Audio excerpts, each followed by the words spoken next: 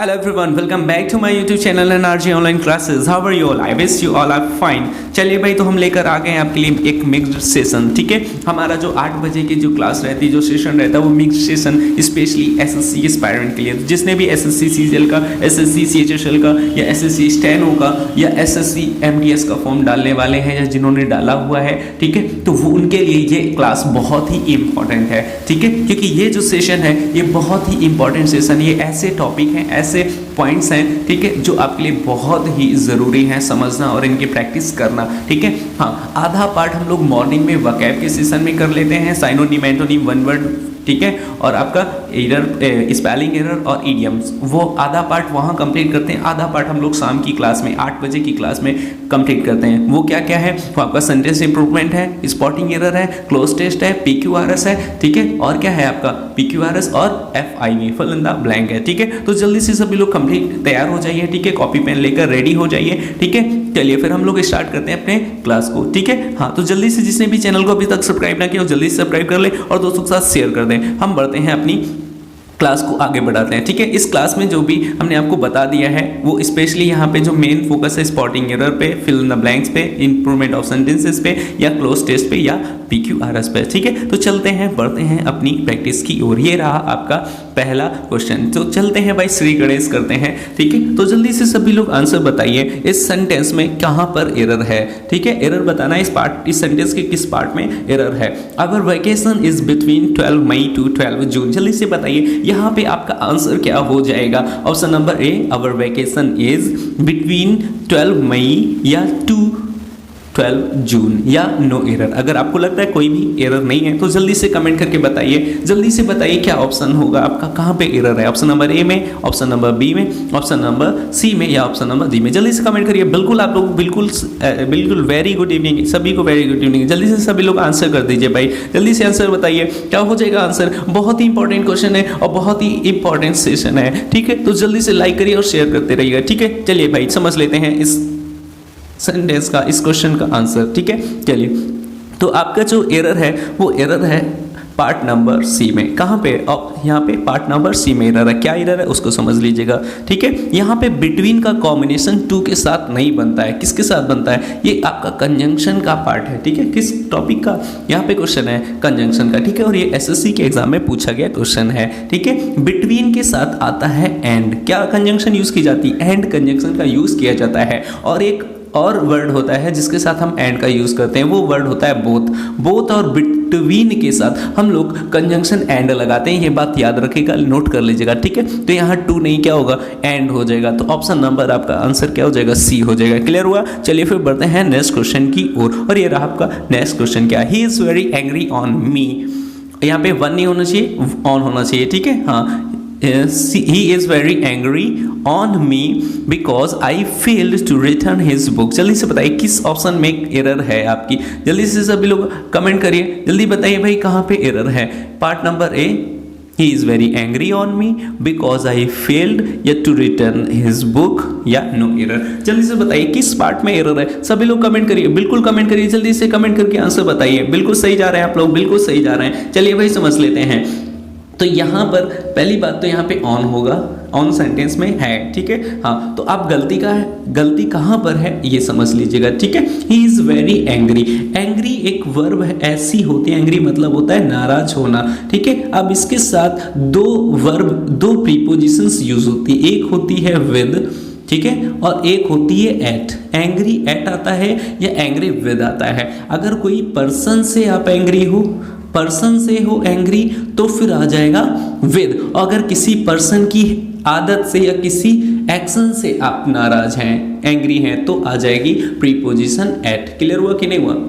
अगर पर्सन से नाराज हैं तो विद आएगा। ठीक है, हाँ, अगर पर्सन से एंग्री हैं, ठीक है भैया, हाँ बिल्कुल, तो फिर आ जाएगा आपका क्या?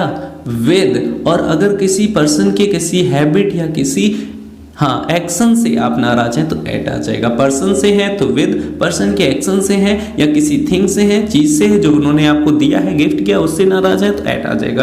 क्लियर हुआ? उनके एक्शन से नाराज है तो एट आ जाएगा। तो फिर यहाँ पे क्या होगा, क्योंकि ये नाराज किसी पर्सन से है तो फिर यहाँ एंग्री विद आ जाएगा। ठीक है, क्या आ जाएगा? Angry with me, he is very angry with me because I fail to return his book. Clear हुआ? तो यहाँ पे आंसर हो जाएगा ऑप्शन नंबर ए। ठीक है, उम्मीद है आपको ये सेशन पसंद आ रहा होगा। ठीक है, कॉन्सेप्ट समझ आ रहे होंगे तो जल्दी से लाइक ठोक दी डालिए सभी लोग। ठीक है, और दोस्तों को शेयर कर डालिए। चलिए बढ़ते हैं नेक्स्ट क्वेश्चन की ओर। ये है आपका फिल इन द ब्लैंक का क्वेश्चन। क्या है? Balu blank in several other states when he decided to work in Kolkata. जब, तो बताइए भाई यहाँ पे फिल इन द ब्लैंक में क्या होगा? Had worked, had been working या वर्किंग? कमेंट करिए। बिल्कुल हम आपके कमेंट्स को देख रहे हैं। ठीक है, तो आप लोग कमेंट करिए, बताइए। हम देख रहे हैं कौन कौन कमेंट कर रहा है। ठीक है, कौन कौन क्लास को ले रहा है, अटेंड कर रहा है, कौन क्लास को सीरियसली देख रहा है या समझ रहा है। ठीक है, चलिए भाई तो कमेंट करिए यहाँ पे क्या हो जाएगा।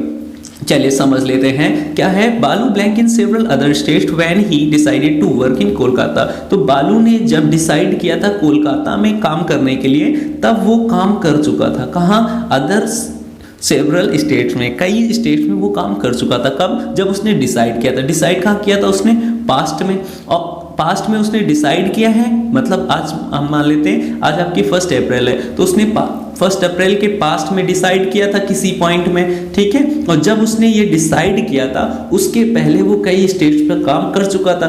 तो आज से ये वाला पॉइंट जब डिसाइड किया था वो पास्ट है, तो पास्ट के पास्ट में उसने कई स्टेट में काम कर रखा था। तो ये फिर क्या हो गया? पास्ट का पास्ट क्या होता है? परफेक्ट होता है। तो फिर इस यहाँ पे किस ऑप्शन में पास्ट परफेक्ट का यूज किया गया है? बिल्कुल सही जा रहे हैं आप लोग, ऑप्शन नंबर ए में। क्या हो जाएगा? ऑप्शन नंबर ए यहाँ पे आपका आंसर हो जाएगा। समझ में आ गई? बहुत ही इजी है, चीजों को केवल आपको रियलाइज करना है। ठीक है, कुछ भी आपको ज्यादा रटना नहीं है, केवल चीजों को समझना है। क्लियर हुआ? चलिए फिर बढ़ते हैं नेक्स्ट क्वेश्चन की। और नेक्स्ट क्वेश्चन आपका ये क्या है? Fill in the blank from the words given below. जो वर्ड्स दिए गए इनसे आपको fill in the blank fill करना है, ब्लैंक को फिल करना है। क्या सेंटेंस है? The degree will be awarded during the annual. ठीक है, डिग्री जो है वो अवॉर्ड की जाएगी किसके दौरान? ड्यूरिंग मतलब दौरान, किसके? एनुअल मतलब वार्षिक। वार्षिक क्या? कॉन्फ्रेंस, कन्वेंशन, कन्वोल्यूशन या कन्वोकेशन? जल्दी से बताइए यहाँ पे आंसर आपका क्या हो जाएगा। जल्दी से बताइए। कॉन्फ्रेंस होगा, कन्वेंशन होगा, कन्वोल्यूशन होगा या कन्वोकेशन होगा? जल्दी से बताइए। चलिए भाई जल्दी से कमेंट करिए तो समझ लेते हैं हम लोग इन ऑप्शंस को। ठीक है, कॉन्फ्रेंस क्या होती है? कॉन्फ्रेंस कॉल आप लोग भी करते होंगे। ठीक है, हाँ, व्हाट्सएप में, व्हाट्सएप के थ्रू या आप डायरेक्टली कॉन्फ्रेंस कॉल करते हैं, एक साथ कई दोस्त आपस में मिलकर बातें करते हैं। ठीक है, तो ये एक तरीके की क्या होती है? कॉन्फ्रेंस होती है, एक ऐसी मीटिंग। ठीक है, हाँ, जहाँ पे हम लोग डिस्कस करते हैं। क्या डिस्कस करते हैं? हम लोग डिस्कस करते हैं इंपॉर्टेंट मैटर को या इंपॉर्टेंट किसी टॉपिक को डिस्कस करते हैं। ठीक है, तो नेक्स्ट वर्ड देखिए। नेक्स्ट वर्ड है कन्वेंशन। कन्वेंशन क्या होता है? ये ऐसी एक लार्ज मीटिंग होती है जहाँ पे कोई किसी ऑर्गेनाइजेशन या पॉलिटिकल ग्रुप की एक लार्ज मीटिंग होती है जहाँ पे मैटर को डिस्कस किया जाता है। तो ये भी एक मीटिंग हुई, ये भी एक मीटिंग हुई। ठीक है, चलिए अब यहाँ पे भी डिस्कशन होता है किसी इंपॉर्टेंट मीटिंग पे, किसी मैटर पे। ठीक है, और जो कन्वेंशन होता है ये स्पेशली किनकी मीटिंग होती है? ये एक लार्ज मीटिंग होती है, बहुत लंबे स्तर की मीटिंग होती है किसी ऑर्गेनाइजेशन या किसी पॉलिटिकल ग्रुप की। ठीक है, हाँ, अब देखते हैं कन्वोल्यूशन। कन्वोल्यूशन मतलब होता है किसी चीज को घुमाना। ठीक है, घुमाना। अब इस तरह घुमाते चले जा रहे हैं तो वो क्या आप कर रहे हो? उसको लिए आप एक वर्ड यूज कर सकते हो, ट्विस्ट। आप क्या कर रहे हो? हाँ, ट्विस्ट कर रहे हो। या इसी के लिए एक वर्ड और आ सकता है जिसको आप लोग कहते हो कॉम्प्लेक्सिटी। क्या? कॉम COM कॉम्प्ली, ठीक है, PLEXITY, कॉम्प्लिसिटी। कॉम्प्लिसिटी है कैसी है? बहुत ही ट्विस्ट है, घुमावदार है, बहुत ही जटिल है। ठीक है, हाँ, तो यहाँ पे नेक्स्ट जो ऑप्शन है क्या है? कन्वोकेशन। कन्वोकेशन होता है दीक्षांत समारोह। क्या होता है? दीक्षांत समारोह, एक ऐसा समारोह जहाँ जो किसी कॉलेज या किसी यूनिवर्सिटी में किया जाता है, जहाँ पे एक ऐसी सेरेमनी होती है जो हेल्ड की जाती है किसी यूनिवर्सिटी या कॉलेज में, किस चीज़ के लिए, हाँ, टू रिसीव द डिग्री, ठीक है, स्टूडेंट को उनकी डिग्री देने के लिए, अवार्ड करने के लिए, ठीक है। तो यहाँ पे आंसर आपका क्या हो जाएगा, आपका आंसर हो जाएगा ऑप्शन नंबर डी। क्लियर हुआ कि नहीं हुआ? चलिए फिर बढ़ते हैं नेक्स्ट क्वेश्चन की ओर, ठीक है। उम्मीद है आपको ये सेशन पसंद आ रहा हो, तो जल्दी से कमेंट करिए, ठीक है, ये कमेंट करिए यस कि आपको समझ आ रहा है, ठीक है, और अगर समझ आ रहा है तो वीडियो को जल्दी से लाइक करें, दोस्तों के साथ शेयर करते रहिएगा, ठीक है। चलिए भाई नेक्स्ट सेंटेंस देखिए, the criminal was order to be hanged till death. जल्दी से यहाँ पे आंसर बताइए, ठीक है, चलिए जल्दी से बताइए क्या हो जाएगा, hang to death, hang till death, hung till death या नो इम्प्रूवमेंट। जल्दी से आंसर बताइए, जल्दी से, क्या है, the criminal was ordered to be hanged till death. चलिए भाई यहाँ पे एक चीज देखिएगा, यहाँ पे थोड़ी मिस टाइपो एरर है, यहाँ पे जो क्वेश्चन था उसमें टू लगा है, ठीक है, the criminal was ordered to be hanged to death होता है, यहाँ पे होता नहीं है, मतलब यहाँ पे दिया गया है क्वेश्चन में, ये प्रीवियस ईयर के क्वेश्चन है, यहाँ पे क्वेश्चन में ये दिया गया था, ठीक है, SSC के एग्जाम में, ठीक है, हैंग्ड टू डेथ। अब इन ऑप्शंस में आपको बताना है कि क्या हो जाएगा, ठीक है।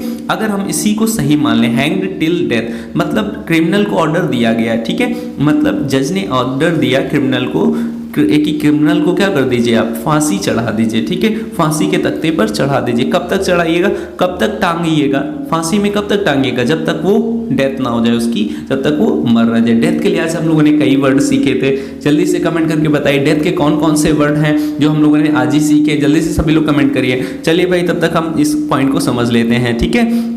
हैंग मतलब होता है फांसी पर चढ़ाना, और एक हैंग का मतलब होता है ये है फांसी पे लटकाना, और एक हैंग का मीनिंग होता है, दो मीनिंग होते हैं, एक फांसी पे चढ़ाना, दूसरा होता है किसी चीज़ को कहीं पर खूंटी पे या किसी चीज़ पे कहीं पर जाके आपने कोई चीज़ टांग दी है या लटका दिया है, ठीक है। हाँ, फांसी पे चढ़ा देने के लिए हम लोग थर्ड फॉर्म या सेकेंड फॉर्म हैंड का यूज़ करते हैं, और किसी चीज़ को लटकाना मतलब अपनी तरह अपने हाथ से, ठीक है, तो उसका क्या हो जाता है, जैसे कपड़े वगैरह को आप किसी जगह टांग रहे हो, ठीक, लटका रहे हो, तो उसके लिए हैंग्ड आता है, क्या हो जाता है, हंग हो जाता है, HUNG और HUNG, ठीक है। तो यहाँ पे फांसी पे चढ़ाना है तो हैंड का ही यूज़ करेंगे, तो इसके according option number A, option number C तो गलत हो गया, ठीक है।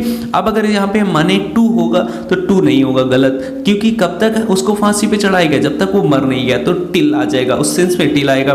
तो अगर टिल सही मान रहे हैं तो फिर यहाँ पे नो इम्प्रूवमेंट हो जाएगा, अगर यहाँ पे टू मान रहे हैं तो फिर यहाँ टिल हो जाएगा। दोनों तरह से चीज़ों को समझ लिया, ये हमारी टाइपो एरर है, तो अगर इसको टू मानते हैं तो फिर आपका ऑप्शन नंबर बी हो जाएगा। अगर आपके एग्जाम में यही सेंटेंस दिया जाए तो फिर ये क्या हो जाएगा, नो इम्प्रूवमेंट हो जाएगा। क्लियर हुआ, ठीक है। चलिए फिर बढ़ते हैं नेक्स्ट क्वेश्चन की ओर। ये रहा आपका नेक्स्ट क्वेश्चन, जो भी आपका इंप्रूवमेंट का ही, सेंटेंस इंप्रूवमेंट का ही क्वेश्चन है। क्या, if a man remains as careful as he is in the beginning there will be no failure. जल्दी से बताइए भाई, जल्दी से बताइए आंसर क्या हो जाएगा, ऑप्शन नंबर ए, बी, सी या डी। जल्दी से बताइए, he was at the beginning, he was in the beginning, he is the beginning, he in the beginning या नो इंप्रूवमेंट। जल्दी से बताइए, जल्दी से बताइए भाई क्या हो जाएगा यहाँ पे आंसर, जल्दी से बताइए क्या है सेंटेंस, फिर से समझिएगा। If a man remains as careful as, मतलब एक इंसान अगर वैसे ही केयरफुल रहता है जैसे कि वो स्टार्टिंग में था, जैसे कि वो स्टार्टिंग में,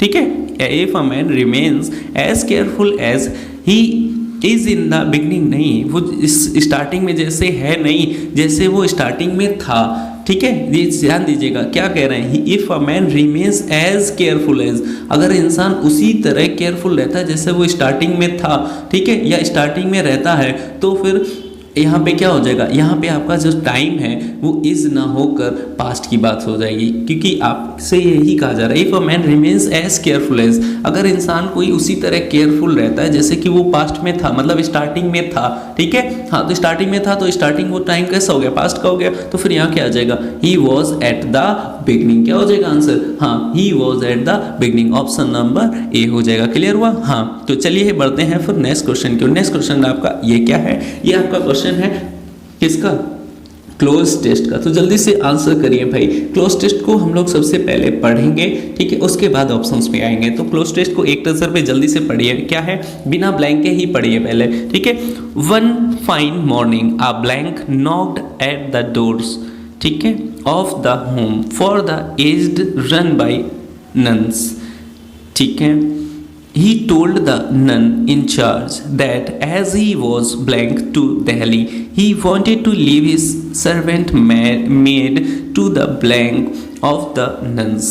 He assured the nun of sending some money every month. Blank she was an orphan. The nun blank her, saying that she had got an excellent master. जल्दी से बताइए, समझिए भाई। पहला जो आपका ब्लैंक है क्या है? One fine morning blank knocked at the door of the home. ठीक है, knocked at the door of the home, किसी के घर पर कोई जो है आता है और दरवाजे को खटखटाता है, नॉक करता है। ठीक है, तो क्या होगा? वो बैड पर्सन होगा, डेक्स्ट्रस होगा, टॉकेटिव होगा या जेंटल होगा? आपको पढ़ के क्या लगा है? अगर वो यहाँ पे ये कह रहे हैं she had an excellent master, मतलब उसके मास्टर थे, मास्टर मतलब उसके जो मालिक थे वो कैसे थे? वो कैसे थे? एक्सीलेंट थे। एक्सीलेंट थे तो बैड तो नहीं होगा।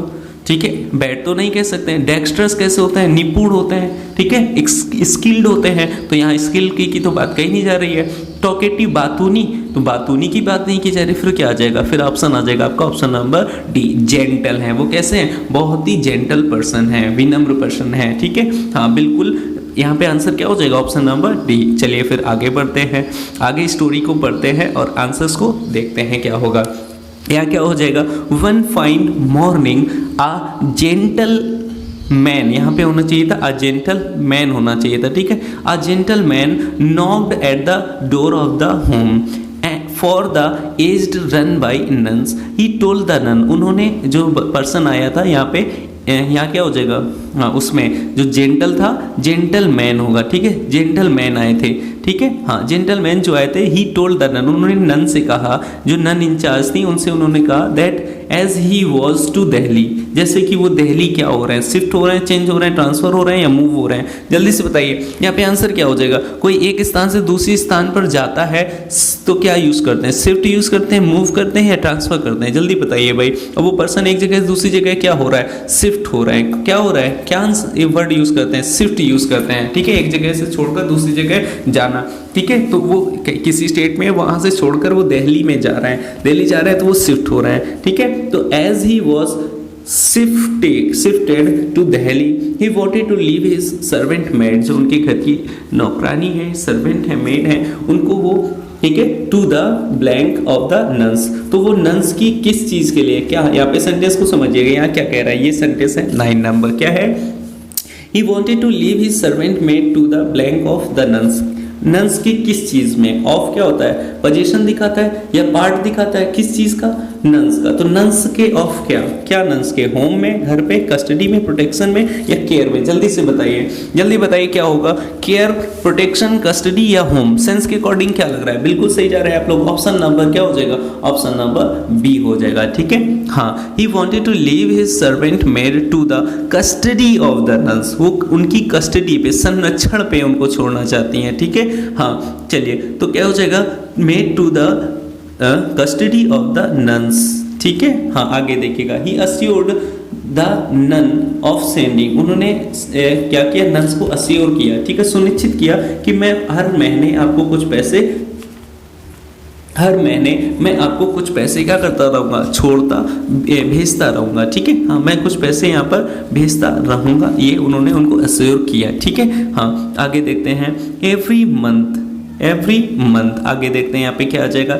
Blank she was an orphan. क्यों वो पैसे उनको भेजेंगे? क्योंकि वो कैसी है? वो एक ऑर्फन है। ऑर्फन मतलब अनाथ है। तो ये फिर यहाँ क्यों का मीनिंग आ रहा है? मतलब ये वो पैसे भेजेंगे, उसका रीजन उन्होंने यहाँ बताया है कि उसको हम पैसे भेजते रहें क्योंकि वो अनाथ है। तो आप इसको अपने, ठीक है, हाँ अपने पास इसको रख लीजिए, अपनी कस्टडी में, संरक्षण में। मैं इसको पैसा भेजता रहूँगा क्योंकि वो कैसी है? ऑर्फन है, अनाथ है। तो यहाँ पे आपको रीजन बताना है, तो रीजन बताने वाला जो आपका यहाँ पे कंजंक्शन हो जाएगा वो हो जाएगा बिकॉज। ठीक है, हाँ तो क्या हो जाएगा आंसर? बिकॉज, हाँ because she was an orphan. The nun, आगे देखते हैं क्या है? The nun blank her saying that she had got an excellent master. तब नन कहती हैं, तब नन क्या कहती है? जब उन्होंने देखा कि ऐसे इसके जो मालिक हैं या उसके जो भी कस्टडी जो पर्सन है वो कैसे हैं, वो कैसे है बताइए? प्रेज्ड है, कंसोल्ड है या कंडोल्ड है या यहाँ पे लव्ड है? जल्दी से बताइए क्या हो जाएगा? यहाँ पे मीनिंग क्या हो जाएगा? बिल्कुल वो पर्सन क्या है? The nun. ठीक है, हर सेइंग दैट, उन्होंने उस जो मेड थी उसको क्या कहा, उन्होंने उसको प्रशंसा नहीं किया, उन्होंने क्या कहा, उनको सांत्वना दी, क्या दिया, कंसोल्डेड, ऑप्शन नंबर बी आ जाएगा, कंसोल्डेड, उन्होंने उसको दिलासा दिया, सांत्वना दिया, ठीक है। इसी के लिए और क्या वर्ड आ जाएगा, सोलेस आता है, सोलेस आता है, सोलेस मतलब सांत्वना देना, ठीक है। हाँ, इसका साइनोनिम वर्ड हो जाएगा कंसोल्ड का। उन्होंने उनको सांत्वना दी, नन ने सांत्वना दी कि आपके जो मास्टर थे वो कैसे थे, सी गॉड, उसने अच्छे, she had God N excellent master, कि उसको एक अच्छे मास्टर, अच्छे मालिक मिले थे, ठीक है। चलिए फिर, उम्मीद है ये चीज समझ में आ गई होगी, ठीक है। क्लोज टेस्ट जो है आपको सेंस के अकॉर्डिंग ही समझना होता है, ठीक है। चलिए बढ़ते हैं फिर नेक्स्ट क्वेश्चन की ओर, और ये जो क्वेश्चन है ये PQRS के टॉपिक से रिलेटेड है, पैरा जंबल से रिलेटेड है। तो जल्दी से बताइए यहाँ पे आंसर क्या हो जाएगा, ठीक है। यहाँ पर 4 सेंटेंसेस हैं जो कि जंबल किए गए हैं, इनको आपको सीक्वेंस में लाना है, ठीक है। फर्स्ट और 6th आपका चेंज नहीं होगा, ये 4 सेंटेंसेस जंबल होंगे, इन्हीं को आपको सीक्वेंस में लाना है। तो जल्दी से बताइए भाई, जल्दी से बताइए। कुछ लोगों को ये जो PQRS है बहुत टफ लगते हैं, बहुत ही मुश्किल लगते हैं, तो आप लोग परेशान ना होइए, ये जो आपके ऑप्शंस हैं ना, यही आपके आंसर्स हैं, यही आपके आंसर्स हैं। हाँ, अब कुछ लोग सोच रहे होंगे ये आंसर कैसे होता है, बिल्कुल भाई, आंसर्स तो इन्हीं से बताना है, लेकिन ये एक्चुअली ये आपके लिए हिंट है। अगर आपके पास 4 सेंटेंसेस हैं तो आपके 4 ऑप्शंस भी तो दिए जा रहे हैं कि इस सीक्वेंस में लिखना है, तो आप बस सीक्वेंस देखिए, कहाँ इस सेंटेंस के बाद कौन सा सेंटेंस आ सकता है,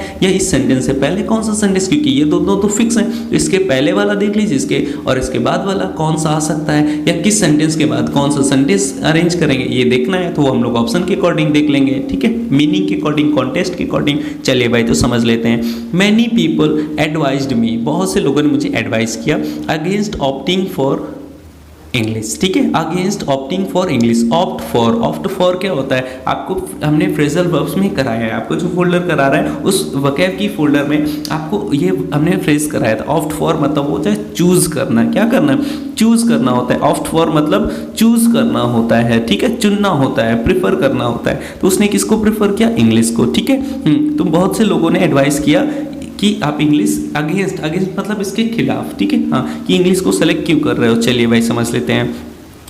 तो यहाँ पे इसके बाद क्या आ सकता है, the reason is I love the subject. तो फिर अब भाई इन्होंने सलाह दी, अब इन्होंने चूज किया, तो अब इसके बारे में ये क्या देंगे, रीजन देंगे कि इन्होंने क्यों किया। तो फिर इसके से तो क्लियर यही हो रहा है भाई, देखते ही क्लियर हो गया। चलिए, अगर नहीं क्लियर हुआ तो ऑप्शंस आगे बढ़ लेते हैं। Similarly I choose political science, I decided to opt for it.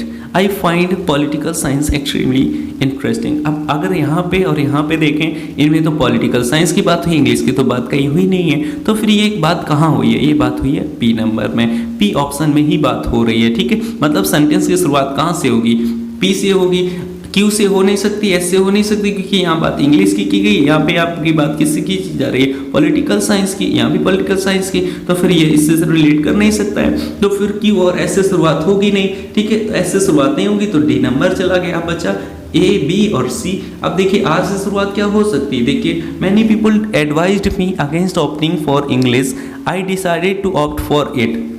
अच्छा, opt for it, I decided to opt for it. अच्छा, इसके बाद फिर क्या आएगा, पी आएगा, तो पी देख लीजिए, the reason is I love the subject. अच्छा ठीक है भाई, कोई दिक्कत नहीं है, आगे बढ़ते हैं। अब इसके बाद एस आएगा या क्यू आएगा, समझ लेते हैं। I find political extremely interesting, yes similarly I choose political science, I find, ठीक है, it was a subject in my graduation as well. जल्दी से बताइए अब आपको क्या लग रहा है, यहाँ पे क्या आंसर हो सकता है, ए, बी या सी, क्योंकि डी ऑप्शन तो पहले ही बार हो गया है। अब क्या आंसर हो सकता है, जल्दी से बताइए, आंसर आपका क्या हो जाएगा, क्या ए हो सकता है, ए नंबर या बी नंबर या सी नंबर। चलिए भाई समझ लेते हैं, देखिए ध्यान दीजिएगा, ठीक है। यहाँ पे एक प्रीपोजिशन यूज किया गया इट, क्या प्रीपोजिशन यूज किया गया, इट प्रीपोजिशन यूज किया गया। अगर इट प्रीपोजिशन यूज किया गया तो फिर ये सॉरी प्रोनाउन, इट प्रोनाउन है, प्रोनाउन यूज किया गया। तो प्रोनाउन का यूज हम तब करते हैं जब किसी नाउन का यूज पहली बार किया जा चुका, दोबारा करते हैं तो प्रोनाउन यूज करते हैं। अब इट का यूज किया तो इट कोई नॉन लिविंग थिंग होगी, ठीक है। चलिए तो अब ध्यान दीजिएगा, many people advised me against opting for English, ठीक है। अब आगे देखिए क्या हो जाएगा, the reason is I love the subject या I decided to opt for it, ठीक है। हाँ, तो इसके बाद क्या आ जाएगा, देखिए यहाँ पे कई बात जो कही जा रही है, many people advised me against opting for English, I decided to opt for it, the reason is. अब ये तो इन्होंने फिर भी इन्होंने तो एडवाइस किया है इसके खिलाफ कि इसको ना चूज करो, लेकिन इन्होंने डिसाइड किया कि मैं इसी को, इन्होंने मतलब काफी लोगों इनको सलाह दी है, लेकिन उन्होंने डिसाइड क्या किया कि मैं इसी सब्जेक्ट को लूंगा, इसी सब्जेक्ट को चूज करूंगा। ठीक है, हाँ, उसका रीजन कहाँ दिया है, पी में दिया है। तो आर के बाद पी तो कंफर्म है, आर के बाद पी कंफर्म है, तो अब ए वाला ऑप्शन गया। आर के बाद पी तो यहाँ पे दिया गया। अब बताइए एस आएगा या क्यू आएगा। अब देखिए, अब आपके दो ऑप्शन जा चुके हैं, दो ऑप्शन बचे हैं। अभी इन दो ऑप्शन से आपको समझना है। चलिए, many people advised me against opting for English, I decided to opt for it, the reason is I love the subject. Similarly, उसी के जैसे, तो फिर इस सब्जेक्ट से रिलेट करने के बाद ये आएगा, मतलब क्या हो जाएगा, आर के बाद पी के बाद क्या आएगा आपका, एस आएगा कि एस आर आएगा। जल्दी से बताइए, ठीक है, जल्दी से बताइए। The reason is I love the subject, I decided to opt for it. देखिए समझिएगा, many people advise me against opting for English, अब उसके बाद आएगा आपका क्या, or, I decided to opt for it. The reason is I love the subject. ये और ये कन्फर्म, अभी और इसमें आपको क्लियर करना है। ठीक है, तो चलिए समझ लेते हैं क्या हो जाएगा। अब देखिए क्या होगा, I find political science extremely interesting. Similarly, I choose political science. ठीक है, हाँ, I find political science extremely interesting. Similarly, I choose political science. It was a subject in my graduation as well. तो फिर यहाँ पे answer क्या लग रहा है। अब भाई देखिए कंफ्यूजिंग है, अब आपको समझना है, बेहतर से समझना है क्या हो जाएगा, बी होगा या सी होगा। जल्दी से कमेंट करके बताइए क्या हो जाएगा, बी ऑप्शन या सी ऑप्शन। जल्दी बताइए, एस के बाद क्यू आएगा या क्यू के बाद एस आएगा। जल्दी से बताइए, हाँ जल्दी बताइए भाई, जल्दी से बिल्कुल बताइए। हाँ चलिए तो समझ लेते हैं। अगर आप देखिए यहाँ पे देखिएगा, many people advised me against opting for English, I decided to opt for it, the reason is I love the subject. Similarly I choose political science, I find political science extremely interesting. तो Q के बाद क्या आ जाएगा, S आ जाएगा। इस तरीके से आपका आंसर हो जाएगा ऑप्शन नंबर सी। समझ बता दी। चलिए फिर बढ़ते हैं नेक्स्ट क्वेश्चन की ओर। ये भी आपका PQRS का ही क्वेश्चन है। क्या है, the availability of electric power. ठीक है, अवेलेबिलिटी ऑफ इलेक्ट्रिक पावर, ये तो कंफर्म है कि ये रहेगा उसी सीक्वेंस में। इन 4 को आपको सीक्वेंस करना है। अब इनके आंसर्स आपके ये दिए गए। अब बताइए यहाँ पे क्या आंसर हो जाएगा। जल्दी से कमेंट करिए, जल्दी से भाई एक बार देख लीजिए आप लोग और कमेंट करिए, जल्दी से बताइए भाई। चलिए समझ लेते हैं, the availability of electric power. ठीक है, availability of the electric power. अब इसके बाद क्या आएगा, ध्यान दीजिएगा। अब अगर आप ध्यान दो तो ये आपका सब्जेक्ट है और सब्जेक्ट के बाद क्या लिखा जाता है, वर्ब लिखी जाती है। अब वर्ब किस सेंटेंस में वर्ब दी गई है, तो अगर आप ध्यान दें तो वर्ब सिर्फ और सिर्फ पी ऑप्शन में ही दी गई है। ठीक है, अगर ये सब्जेक्ट है तो सब्जेक्ट को वर्ब चाहिए ही चाहिए। अगर ये वर्ब सब्जेक्ट है तो वर्ब चाहिए, वर्ब सिर्फ और पी एक ही ऑप्शन में दी गई है। तो फर्स्ट के बाद आपका ऑप्शन जो आएगा वो कौन सा आएगा, पी ही आ सकता है। क्या और कोई भी आ सकता है, बताइए भाई। Availability of electric power would make a tremendous difference to the country yard. Option देखिएगा, to the country yard and enable rural economy to be improved in various direction. तो आपका आंसर क्या हो जाएगा, बिल्कुल सही है, ऑप्शन नंबर ए हो जाएगा। ठीक है, हाँ पहले आप ये देखिए इस किसके बाद कौन सा हो सकता है, फिर उस सीक्वेंस को मिला लीजिए। आपका मीनिंग अगर निकल रहा है तो फिर समझ लीजिए यही आपका आंसर है और इनको सॉल्व करने कोई भी दूसरा तरीका नहीं है। बस यही कुछ पॉइंट्स है जो ध्यान देने हैं। अब अगर ये सब्जेक्ट है तो सब्जेक्ट के बाद वर्ब लिखा जाएगा और वर्ब किस पार्ट में है, ना ही क्यू में है, ना आर में, ना एस में, कहाँ पे, पी के हैं। तो फिर हम पी से ही स्टार्टिंग करेंगे और पी से स्टार्टिंग सिर्फ ए ऑप्शन में दी गई है, तो आंसर भी आपका क्या हो जाएगा, ए ऑप्शन हो जाएगा। क्लियर हुआ। चलिए भाई तो बढ़ते हैं हम लोग आगे। तो ये रही आपकी प्रैक्टिस, यहाँ से हमारी प्रैक्टिस कंप्लीट होती है। ठीक है, तो किसी को कोई भी क्वेश्चन हो तो वो आप हमें मेल कर सकते हैं एनआरजी ऑनलाइन क्लासेस में, या आप हमारे टेलीग्राम चैनल एनआरजी इंग्लिश को ज्वाइन कर सकते हैं, या आप हमें फेसबुक पे फॉलो कर सकते हैं। ठीक है, जिसने भी चैनल को सब्सक्राइब ना किया और सब्सक्राइब कर लें, वीडियो को लाइक करें और दोस्तों के साथ शेयर करें। ठीक है, तो आज के लिए फिर इतना ही, मिलते हैं आप लोगों से कल सुबह 6 AM। ठीक है, विद वोकैब की चुस्की। ठीक है, have a good day, thank you.